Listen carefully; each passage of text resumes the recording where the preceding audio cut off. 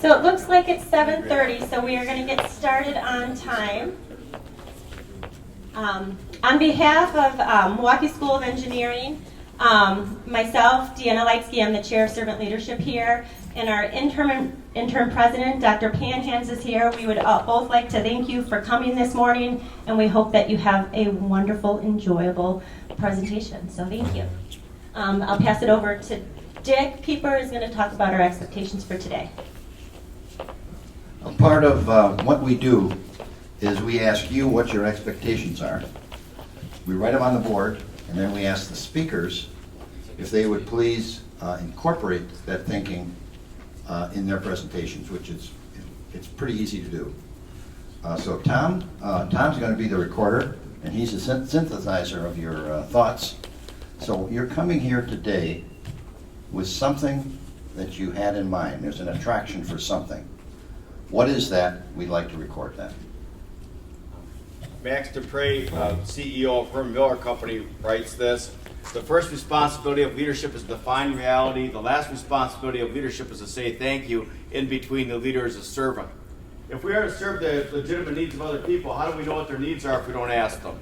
So what is it that you need this morning? What's going to make the next 2 hours valuable for you? Your time and your energy is very, very important. We don't get these 2 hours back. As I like to tell people right now, I'm 65 now. I can see death from here. I'm not interested in wasting a moment. So what's going to make this morning valuable for you? Just talk at your tables. What's going to make this morning? Talk at your tables. What's going to make this morning valuable for you?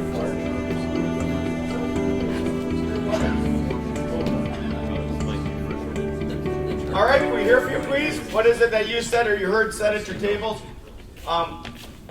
about what's going to make this next 2 hours valuable? Gentle reminders. Gentle reminders.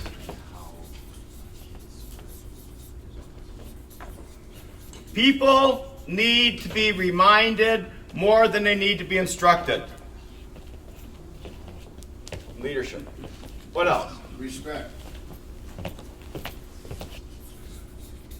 Let me just add to it, is I think that we're hungry for public conversations in which we experience civility. Beautiful. What else? Stories.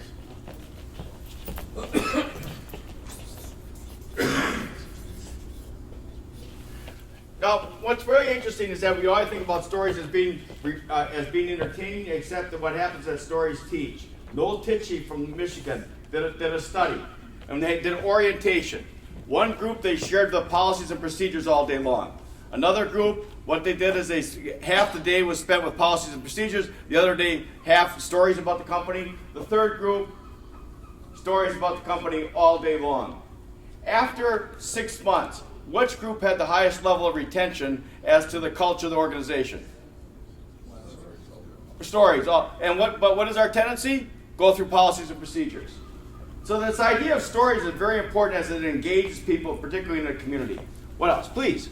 I would like to see how we can bring the concept and the practice of servant leadership within our own institution.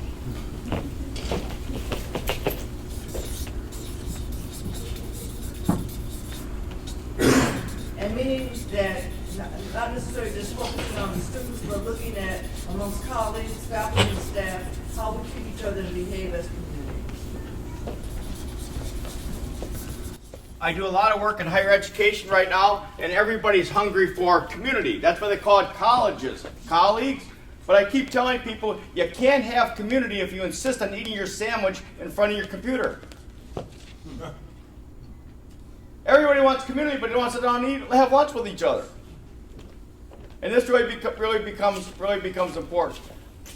Here's the research. The people that are most engaged in the workforce have a social connection with each other outside of the workday. And so what happens in terms of many companies, what do they used to have? Bowling leagues, softball leagues, card leagues. All that's kind of gone away because we don't have the leisure. Community is built out of leisure, so we'll talk more about that. What else? We talked about listening and how to be a better listener in our organizations. Listen has the same letters as the word silent.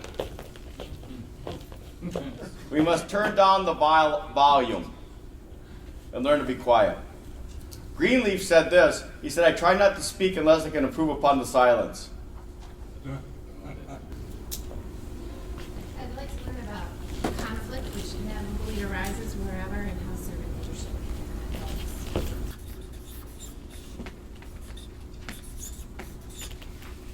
If I could just make one comment. We have developed a very bad public habit. We start to argue with each other before we understand. We just start off a conversation and we begin to decide what side of the fence each person is on, and then we move right into conflict rather than saying, could you help me understand your point of view? How did you come to that level of understanding? What has shaped your thought on that?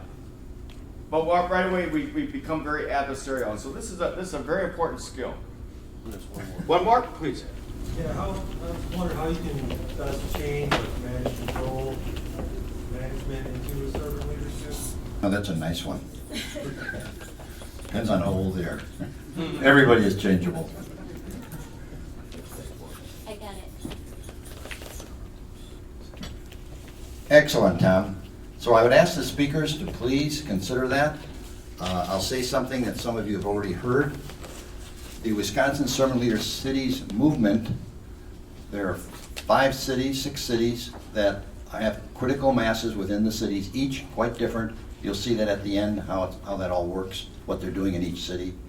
That's available on our e-blast. If you're not on the e-blast and you came in and you weren't registered, be sure to write down your email so we can put you on the e-blast if you're interested.